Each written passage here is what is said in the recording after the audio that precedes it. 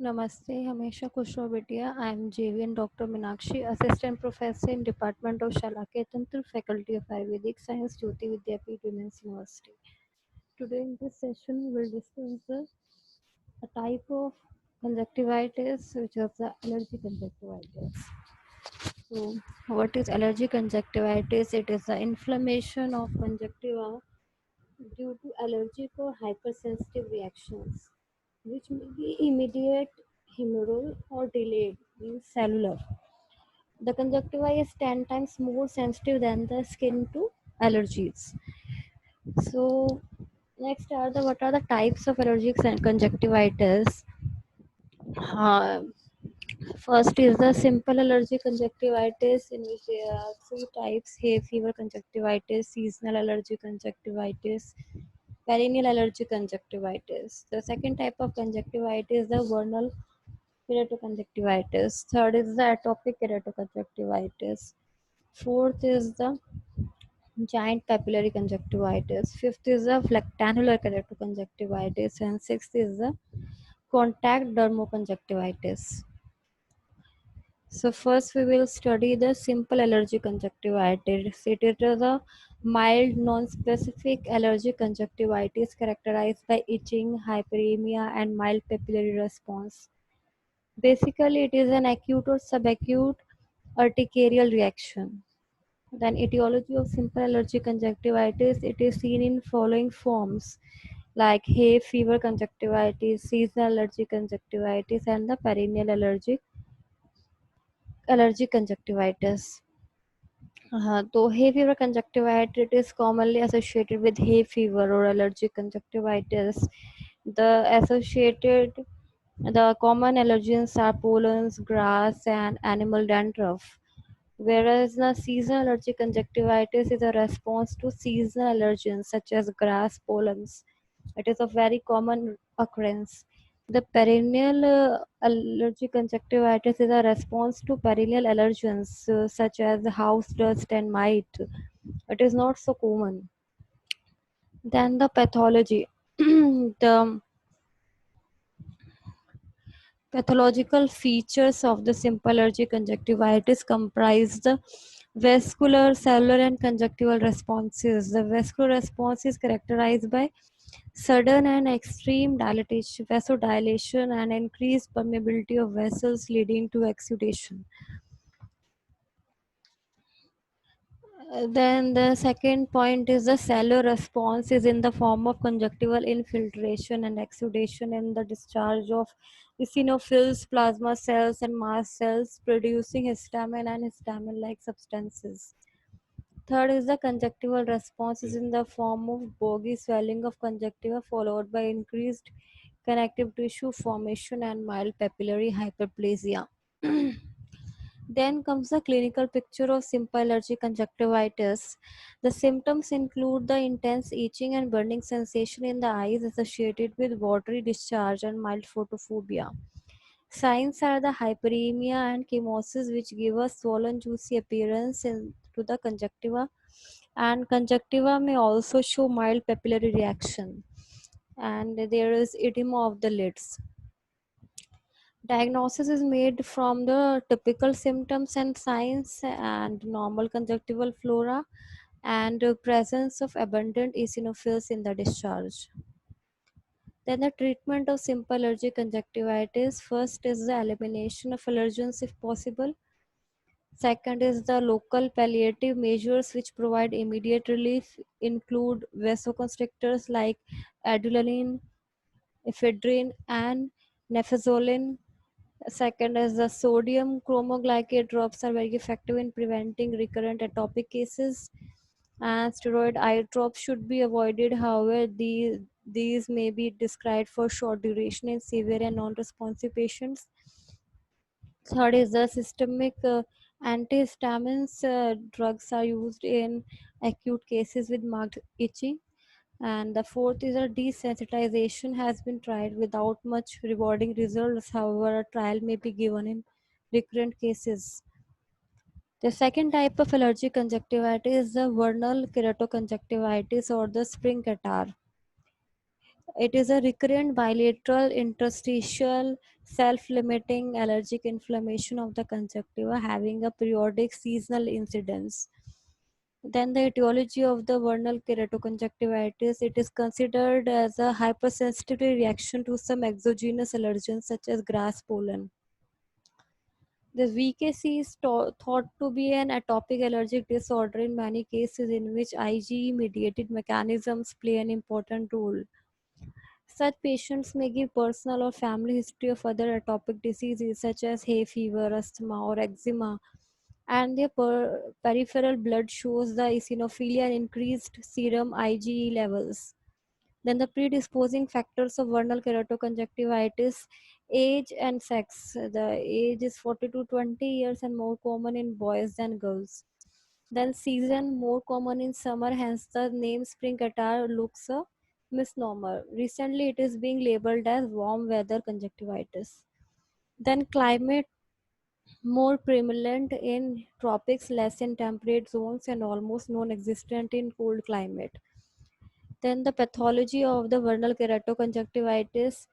The conjunctival epithelium undergoes hyperplasia and sends downward projections into the subepithelial tissue. The adenoid layer shows marked cellular infiltration by eosinophils, plasma cells, lymphocytes, and histiocytes. The fibrous layer shows proliferation, which later on undergoes hyaline changes. The conjunctival vessel shows proliferation, increased permeability, and vasodilation. All these pathological changes lead to the formation of multiple papillae in the upper tarsal conjunctiva. Then the clinical picture. The symptoms of vernal keratoconjunctivitis are spring catarrh is characterized by marked burning and itching sensation, which is usually intolerable and accentuated when patient comes in a warm, humid atmosphere. Itching is more marked with palpable form of disease.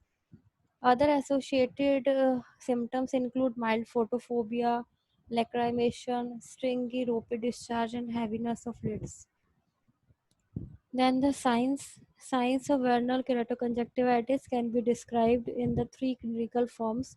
The palpebral form, usually upper tarsal conjunctiva, both eyes is involved. The typical lesion is characterized by the presence of hard, flat-topped papillae arranged in a cobblestone or pavement stone fashion.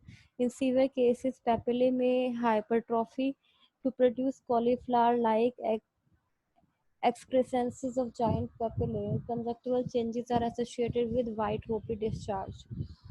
The second form is the bulbar form.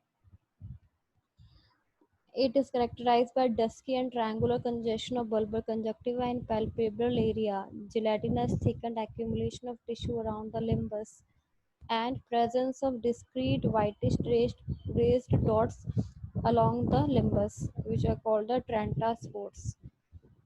And the third form is a mixed form. It shows the combined features of both palpebral and bulbar forms.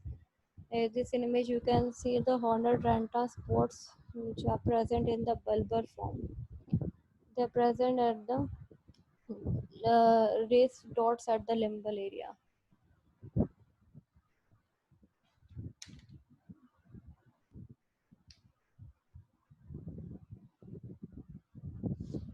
Next is the corneal involvement in VKC or the vernal keratopathy.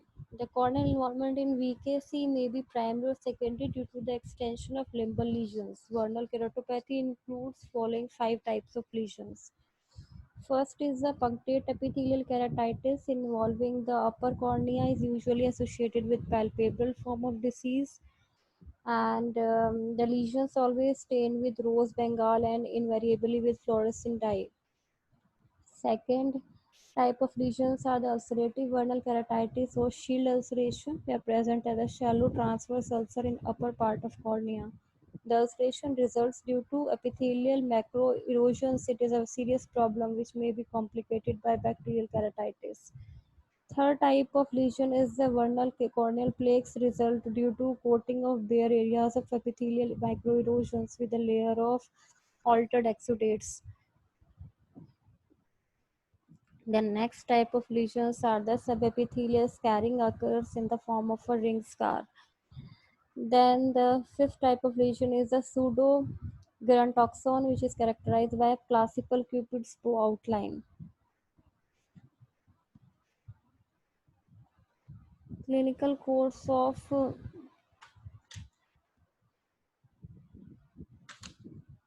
disease is often self-limiting and usually burns out spontaneously after 5 to 10 years.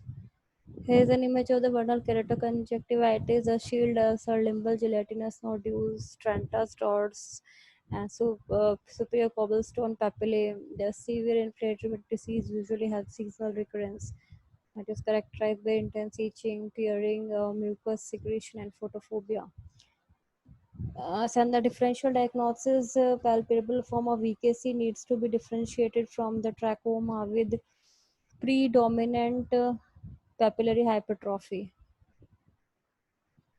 Then the treatment, we should go for the local therapy, the systemic therapy, the treatment of large papillae, general measures, and desensitization and treatment of vernal keratopathy.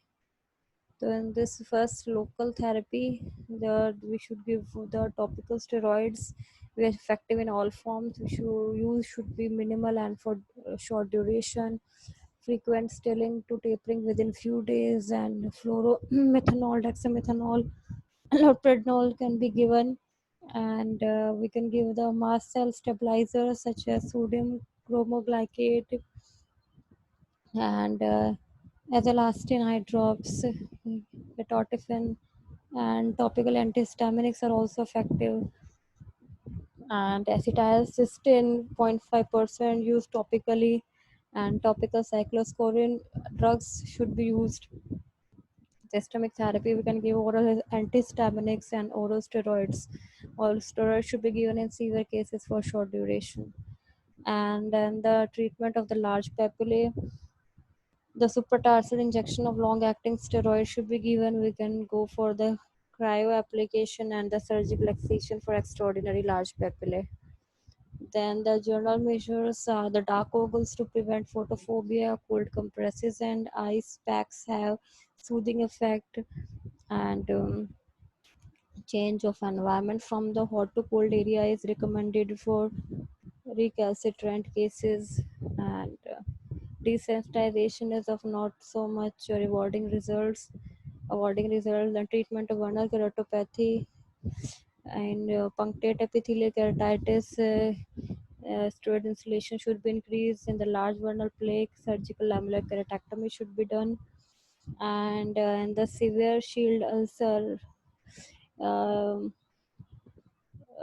we should go for the surgical treatment in the form of debridement, superficial keratectomy, and amniotic membrane transplantation. Thank you so much.